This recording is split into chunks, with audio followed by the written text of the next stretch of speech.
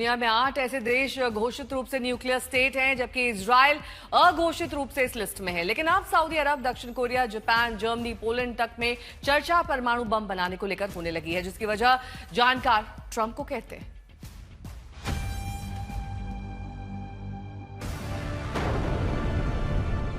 America ने Japan जितना परमाणु बम अगर किसी हालत में ईरान पर फेंका तो क्या होगा, ये कयास जंग की शुरुआत से लगाए जा रहे हैं।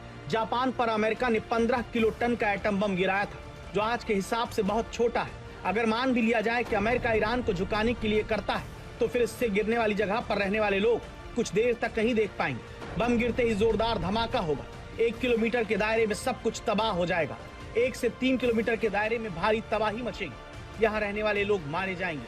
5 किलोमीटर के दायरे में आने वाली इमारतें खत्म हो जाएंगी। बम गिरने से 8 किलोमीटर दूर तक इमारतों को नुकसान पहुंचेगा, लेकिन धमाके से ज्यादा तबाही रेडिएशन से होगा। हिरोशिमा, नागासाकी में हजारों लोग बम गिरते ही मारे गए, लेकिन उससे ज्यादा रेडिएशन के शिकार हुए। जापान की कई नस्लें तबाह हो गई। जापान में हुई इस तबाही की वजह से ही दुनिया भर में परमाणु हथियारों की होड़ खत्म करने के लिए कड़े कानून बनाए गए, जिनका उल्लंघन करने वालों पर प्रतिबंध लगाए गए। जापान परमाणु बम से तबाही की गवाही देने लगा, जिसने दुनिया को इसके खतरे से जागरूक करने के लिए सारी क्षमता होते हुए भी परमाणु बम नहीं बनाया। लेकिन अब वही जापान जिसने इस बम का विरोध किया, वो परमाणु बम बनाने की चर्चा करने लगा है। गंभीरता से सोचा जा रहा है। सवाल है कि 1945 से 2026 तक जिस जापान ने परमाणु बम से दूरी बनाई, उसे परमाणु बम बनाने की जरूरत क्यों महसूस होने लगी? इस सवाल का जवाब अमेरिका और वहां के राष्ट्रपति डोनाल्ड ट्रंप है। अमेरिका से आज उसके दुश्मनों से ज्यादा उसके साथी घबराए घूमते हैं। जिस अमेरिका को जापान जैसे देश ने अपनी सुरक्षा दी, उसे भी अब लगने लगा है कि अमेरिका के भरोसे नहीं रहा जा सकता। इसीलिए दावा है कि जापान की पीएम की सलाहकार ने उन्हें सलाह दी कि चीन से बढ़ते खतरे को देखते हुए जल्द से जल्द परमाणु बम बनाने पर विचार किया जाए। चीन और जापान के बीच रिश्ते पिछले कुछ समय से बहुत कड़वे हुए हैं। जापान की प्रधानमंत्री कह चुकी हैं कि ताइवान पर चीन के हमले की सूरत में जापान न्यूट्रल नहीं रहेगा। इससे चीन बहुत नाराज है। लेकिन सवाल ये कि जापान परमाणु शक्ति चीन का किस तरह से मुकाबला करेगा? अगर चीन ने जापान पर कभी हमला कर दिया, तो क्या उसे अमेरिका बचाने आएगा?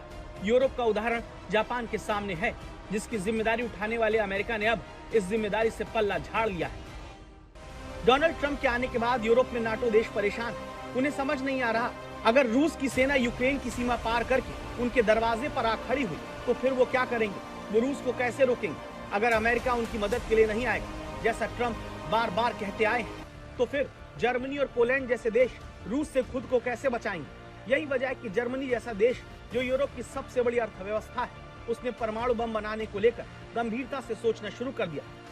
जर्मनी में इसे लेकर गंभीर चर्चा चल रही है। जर्मनी परमाणु अप्रसार संधि के तहत परमाणु बम नहीं बना सकता। 1990 में ही उसने ये भरोसा दिया। ये वो दौर था जब अमेरिका से उसे नाटो सदस्य होने के नाते परमाणु सुरक्षा मिलती थी। जर्मनी के बुशेल एयरबेस पर वो अमेरिकी परमाणु हथियारों की मेजबानी भी करता है। लेकिन जिस तरह से ट्रंप ने नाटो को फटकारना शुरू किया, उससे जर्मनी में परमाणु हथियार बनाने को लेकर नई बहस छिड़ गई है। ट्रंप के गैर जिम्मेदाराना बयानों की वजह से जर्मनी की दक्षिणपंथी पार्टी अल्टरनेटिव फॉर जर्मनी ने भी अमेरिकी परमाणु हथियार हटाने की मांग की है। अमेरिका की तरफ से होती ब्लैकमेलिंग खत्म करने के लिए जर्मनी ने फ्रांस के साथ मिलकर परमाणु हथियार बनाने की ठान ली। तो जर्मनी और जापान जैसे देश, जो दुनिया में परमाणु बम के खिलाफ सबसे मुखर आवाज रहे, वो अब इस सबसे खतरनाक हथियार से खुद को लैस करने की सोचने लगे हैं। और इसकी वजह डोनाल्ड ट्रंप बताए जाते हैं, जिनकी संकीर्ण सोच और बदजुबानी ने जर्मनी, फ्रांस और ब्रिटेन जैसे यूरोपीय देशों का दिल दुखाया है, बल्कि जापान जैसे देश को भी खुद अपनी सुरक्षा मजबूत करने का मंत्र सिखा दिया है।